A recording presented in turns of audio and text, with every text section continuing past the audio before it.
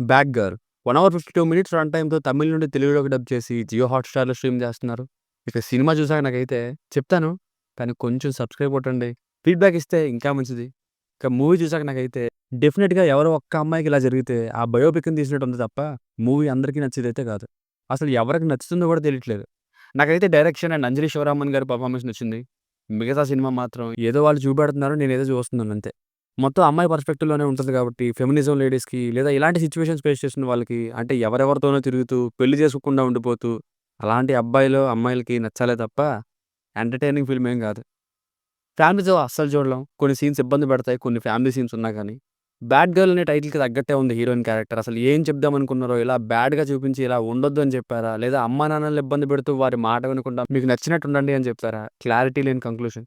ఇలా మిస్‌గైడ్ కూడా చేసే విధంగానే ఉంది. అండ్ ఒక ఎయిమ్ అంటూ ఏం లేకుండా అలా క్యారెక్టర్ పర్స్పెక్టివ్‌లోనే వెళ్తూ ఉంది మూవీ. సీరియస్‌లీ నేనైతే ఈ సినిమాలో చూపించినట్టుగా అమ్మాయిలు అలా ఉండకూడదనే చెప్తా. ఫస్ట్ స్కూల్‌లో ఒకరిని తగులుకుంటుంది. అది ఫెయిల్ అయితే నెక్స్ట్ కాలేజ్‌లో సీనియర్‌తో ఫిజికల్ వరకు ఇన్వాల్వ్ అయ్యి సర్వస్వం అర్పిస్తుంది. అది ఫెయిల్ అవుద్ది. ఆ తర్వాత ఇంకొకరిని తగులుకుంటుంది. అది ఫెయిల్ అవుద్ది. ఇంక తనతో పాటు మిగిలింది పేరెంట్స్.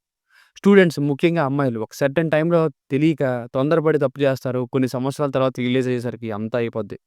ఇలా కంక్లూజన్ ఇచ్చినా బావున్ను. ఎలా అడిగినా అనుకూలంగా సమాధానం ఇచ్చేయొచ్చు అన్నట్టుగా సేఫ్ గేమ్ ఆడారు. హీరోయిన్ ఆ అబ్బాయికి కాలేజ్ సీనియర్‌కి అడిక్ట్ అయిపోవడం ఇలాంటివి చూపించారు కొన్ని సీన్స్.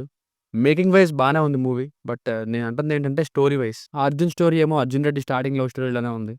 సో, ఫైనల్‌గా మూవీకి వర్డిక్ట్ ఏంటంటే ఎవరికి మూవీ నచ్చుతుందనేది ఇంకా గర్ల్స్ నుండే డిసైడ్ అవ్వాలి. మిగతా ఆడియన్స్‌కి ఎఫ్ఐఆర్‌లు తప్ప ఎంటర్‌టైన్ అయిపోయేంత ఏం లేదు. పెర్ఫార్మన్స్ అండ్ డైరెక్షన్ బావుంది కానీ కంటెంట్‌నే అందరికి కనెక్ట్ అయ్యేది కాదు. ఎయిమ్ అది లేకుండా క్యారెక్టర్ పర్స్పెక్టివ్‌లో వెళ్తుంటుంది. మేబీ హీరోయిన్ లైఫ్‌కి సిమిలర్‌గా ఉండే వాళ్ళకి నచ్చొచ్చేమో.